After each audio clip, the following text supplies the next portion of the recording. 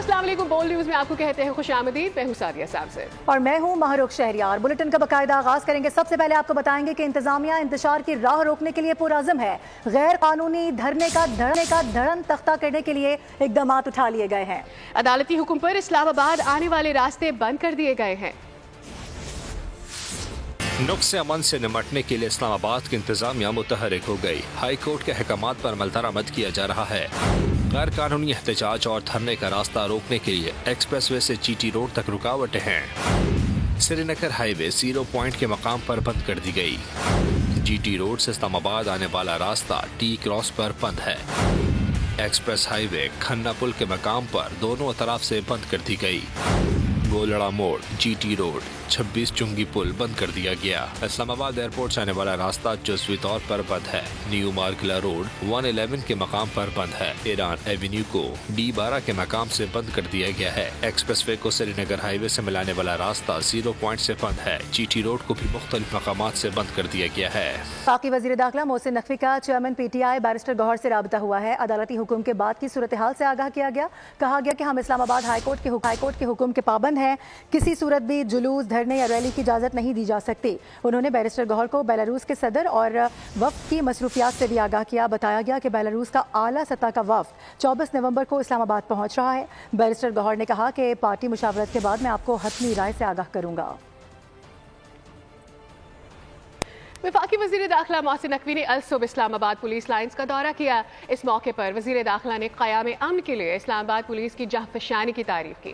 Police एहलकारों से खिताब में मोहसिन नकवी का कहना था कि इस्लामाबाद शहर को हर सूरत महफूज रखना है।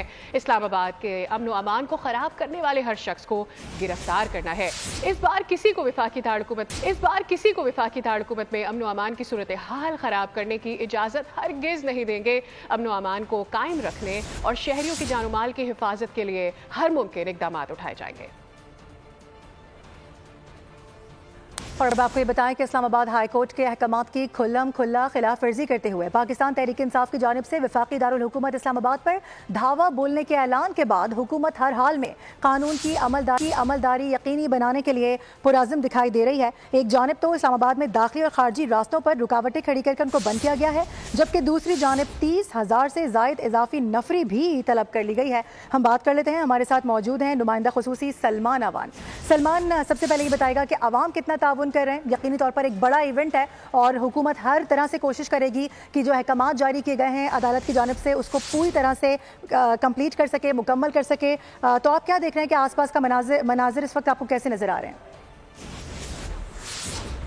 जी बिल्कुल, इस वक्त अगर हम इस्लामाबाद में, वैसे तो सिचुएशन बिल्कुल नॉर्मल है, लेकिन डेफिनेटली शहर के मुख्तलिफ इलाकों पे मुख्तलिफ मकामात पर जिस तरह से कंटेनर खड़े किए गए हैं, शहरियों को मुश्किल का सामना है। लेकिन आज सैटरडे है, इतना ज़्यादा वर्कलोड नहीं है ऑफिस के अंदर, तो सड़कों पर भी हमें बहुत ज़्यादा ट्रैफिक या रवानी दिखाई नहीं दे रही। और लोग भी, शहरी भी जानते हैं कि सड़कों पर आज जगह जगह रुकावटें उनको दिखाई दे रही हैं, तो बहुत सारे लोग घरों से ज़्यादातर निकले नहीं हैं। लेकिन दूसरी तरफ हुकूमत जो है वो पुरअज़म है कि जिस तरह से वफाकी दारुल हुकूमत पर इस बार भी, जब पाकिस्तान के एक बहुत करीबी स्ट्रेटेजिक एलाय बेलारूस के प्रेसिडेंट जो है वो इस्लामाबाद आने वाले हैं, तशरीफ लाने वाले हैं मंडे को, उससे पहले एक बार फिर हम देख रहे हैं कि पाकिस्तान तहरीक इंसाफ की जानिब से वफाकी दारुल हुकूमत में एहतजाज या धरने के नाम पर धावा बोलने का जो ऐलान किया गया है, इस वक्त हुकूमत भी लगता है इस मूड में है कि इस धरने से और इस धरने के मुंतजमीन से दो हाथ किए जाएंगे, क्योंकि जिस तरह के सिक्योरिटी अरेंजमेंट्स हमें दिखाई दे रहे हैं, ना सिर्फ रुकावटें हैं बल्कि हम बात कर रहे हैं कि 30,000 के करीब एक्स्ट्रा नफरी भी इस वक्त इस्लामाबाद में तलब की जा चुकी है, जिसमें 19,000 एहलकारों को पंजाब पुलिस से बुलाया गया है, आज़ाद कश्मीर पुलिस से 1,000, जबकि सिंध पुलिस और FC से 5,000 इजाफी एहलकार जो है वो कुल मिलाकर 30,000 के करीब इजाफी नफरी इस्लामाबाद तलब की जा चुकी है। तो ये एक बहुत बड़ा फिगर है जो कि फेडरल कैपिटल की सिक्योरिटी के लिए डिप्लॉय किया गया है, ताकि धरने की शुरा को या जलसे जुलूस की यहाँ पर अगर कोशिश की जाती है तो उसको रोका जा सके। लेकिन जो हम बात कर रहे हैं वो ये है कि इस्लामाबाद के अहकामात, हाईकोर्ट के अहकामात जो हैं वो बिल्कुल वाजे हैं कि रेड जोन के अंदर धरना, एहतजाज, जलसा जुलूस, उसके वाले से लॉ ऑफ द लैंड जो है वो बिल्कुल वाजे है, क्लियर है। इस किस्म की कोई इजाज़त जो है वो नहीं दी जा सकती। और हुकूमत को भी कहा गया है कि वो अनलॉफुल गैदरिंग्स जो है, यानी गैर कानूनी इज्तिमा, धरना या जो कोई भी ऐसी सियासी सरगर्मी करने की कोशिश की जाती है उसको रोका जाए। हुकूमत के हाथ जो है वो इस्लामाबाद के हाईकोर्ट के फैसले से एक तरह से मजबूत हुए। लेकिन ये सोचने वाली बात है कि जिस तरह से हमने देखा 2014 में जब चाइना के प्रेसिडेंट यहाँ पर आ रहे थे CPEC जैसे एक बहुत बड़ी हैपनिंग के लिए, तब भी यही पार्टी थी, यही इस्लामाबाद था और यही धरना था। और अब जब हम देख रहे हैं कि एक ख़ास बैकग्राउंड के अंदर बेलारूस के प्रेसिडेंट जो हैं वो पाकिस्तान आ रहे हैं, तो अब फिर हम देख रहे हैं कि उसी तरह से इस्लामाबाद के ऊपर धावा बोलने की तैयारियां की जा रही हैं। लेकिन इस बार जो हुकूमत है वो बहुत ज़्यादा पुरज़म है और उसको लगता है कि हाई कोर्ट के फैसले से उसके हाथ जो हैं वो मजबूत हुए, उसके पास एक लीगल कवर जो है वो मौजूद है कि किस तरह से इस धरने को रोका जाए। जी अच्छा सलमान, आपसे ये भी जानने की कोशिश करेंगे कि जिस तरीके से आप बता रहे हैं कि बेलारूस का तारा है, इसके हवाले से भी तैयारियां मुकम्मल कर ली गई हैं, इसके अलावा जो अहकाम जारी किए गए हैं उनको फुलफिल करने के लिए सारे इकदाम उठाए जा रहे हैं। थोड़ी देर पहले राब्ता भी किया गया है हुकूमत की जानिब से कि भाई इस धरने को ख़त्म किया जाए, यहाँ पर एक बड़ा इवेंट होने जा रहा है, अब आला सतह का वफ्द आ रहा है, इस पर क्या अपडेट कर सकते हैं? जी बिल्कुल, अभी तक तो यही इत्तलात आई हैं कि वफाकी वज़ीर दाखिला मोहसिन नकवी की पाकिस्तान तहरीक इंसाफ के चेयरमैन बैरिस्टर गौहर से बात हुई है, टेलीफोनिक गुफ्तगू हुई है और इस गुफ्तगू के अंदर उन्होंने कन्वे किया है अपने हुकूमत की जानिब से कि किस तरह से बेलारूस के प्रेसिडेंट का दौरा जो है वो पाकिस्तान के लिए बहुत ज़्यादा इस वक्त इंपॉर्टेंस का हामिल है। और बेलारूस के प्रेसिडेंट के दौरे से पहले कल जब एहतजाज का ऐलान किया गया है, उनका एक हाई लेवल डेलीगेशन भी अपने प्रेसिडेंट के अराइवल से पहले इस्लामाबाद पहुँचेगा, जो कि यकीनी तौर पर उनकी सरकारी डेलीगेशन का हिस्सा है। और इस हवाले से जो दोनों ममालिक की दो तरफा बातचीत है, मुआहदे हैं, MOUs हैं जो कि बहुत ज़्यादा एक्सपेक्ट के अंदर साइन होंगे, उसके हवाले से हतमी शक्ल जो है वो इस दौरे के अंदर दी जाएगी। तो उनका डेलीगेशन कल पहुंचेगा और उसके बाद मंडे को प्रेसिडेंट जो है लुकाशेंको वो इस्लामाबाद में लैंड करेंगे। तो ये तमाम तर मामला जो है दोनों ममालिक के दरमियान, पाकिस्तान और बेलारूस के दरमियान, इस हवाले से पाकिस्तान तहरीक इंसाफ के चेयरमैन को आगाह कर दिया गया है। और उनका यही कहना था कि वो अपनी पार्टी से, अपने जो उनके करीबी लोग हैं जो या पार्टी की हाई लेवल कमेटी है, टॉप लीडरशिप है,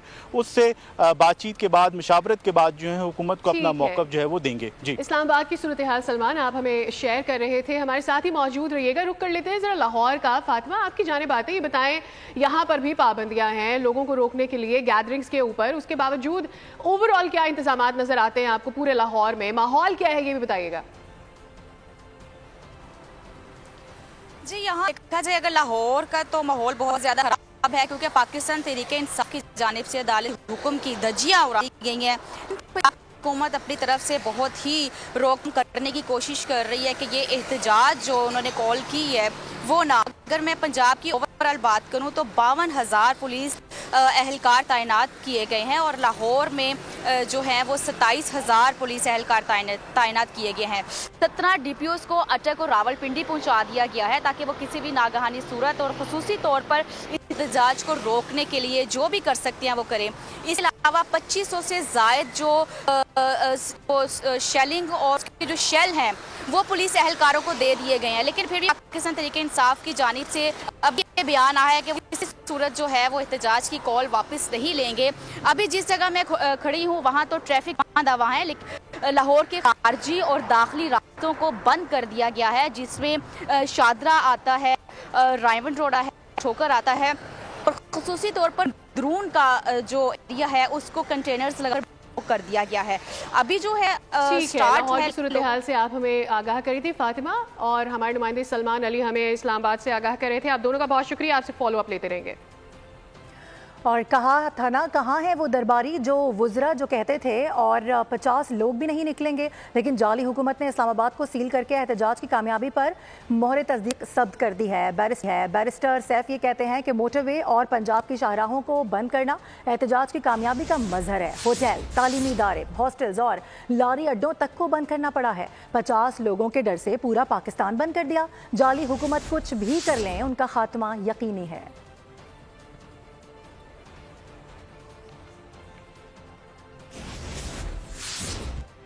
मैंने कहा था बानी की सियासी कब्र अपने ही खोदेंगे।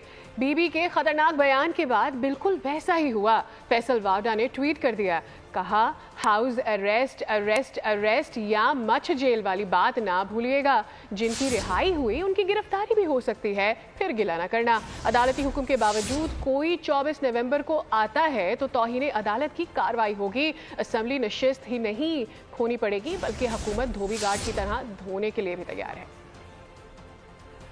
और लीडर से वफादारी का इम्तिहान पहले बीबी आप दें, आप निकलें और इब्राहिम कासिम सलमान को बाहर से बुलाएं और गंडापुर अपने बच्चों को सामने लेकर आएं। लीगी रहनुमा आजमा बुखारी की प्रेस कॉन्फ्रेंस, कहा कि वफाकी हुकूमत फौज को अपनी मदद के लिए बुलाती है।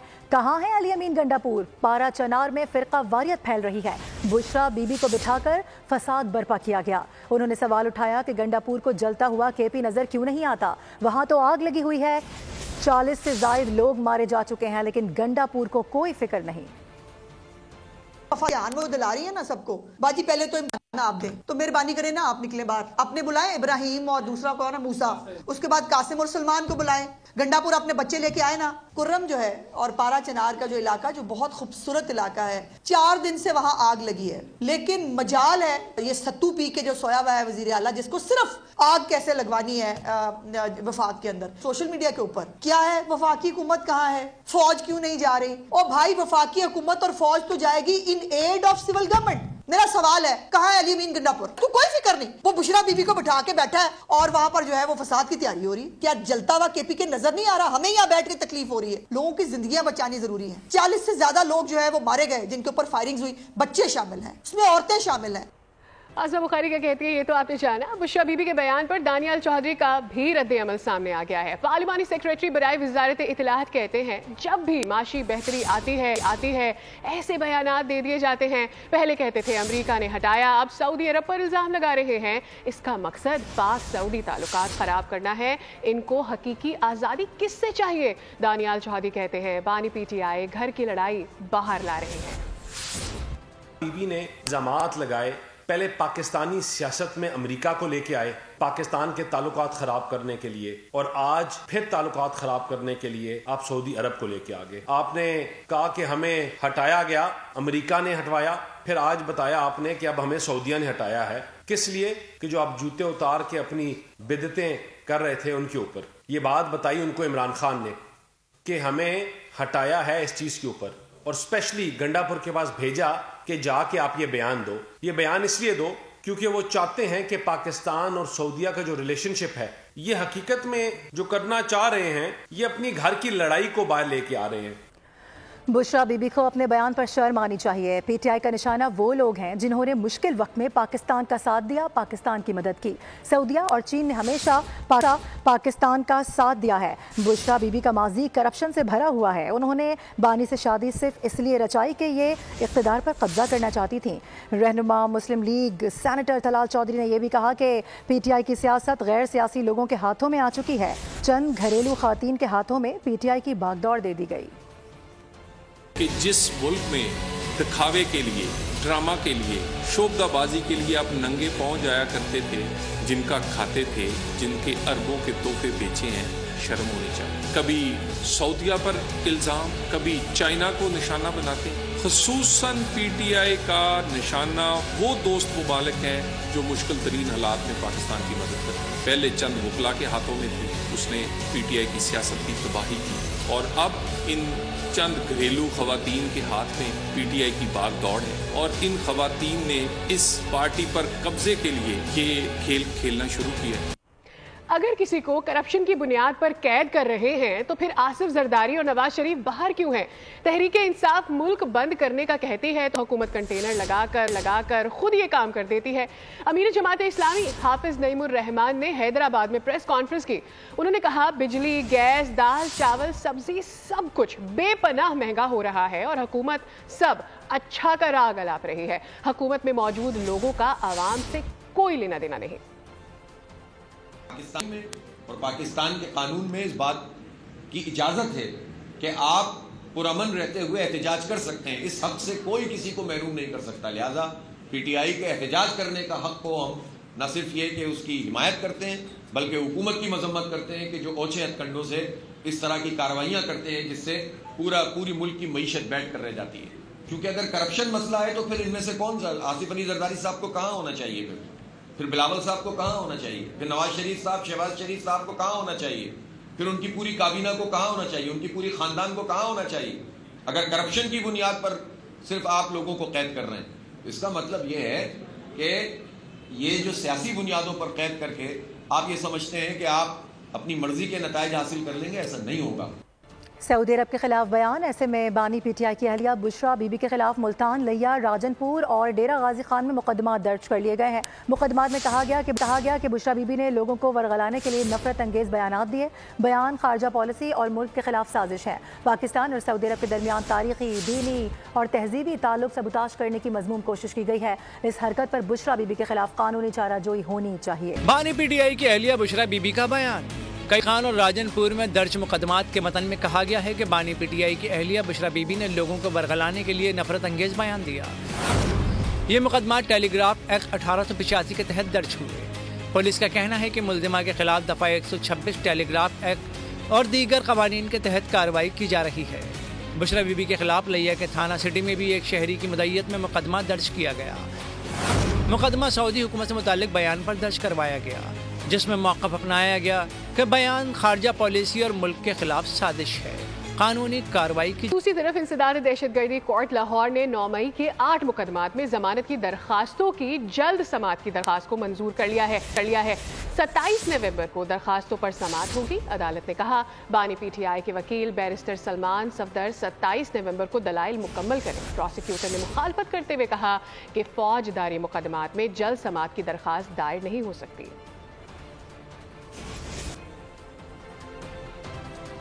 बोल न्यूज़ से फिर बात करता है। मजीद खबरों अपडेट्स के लिए देखते रहिए बोल न्यूज़।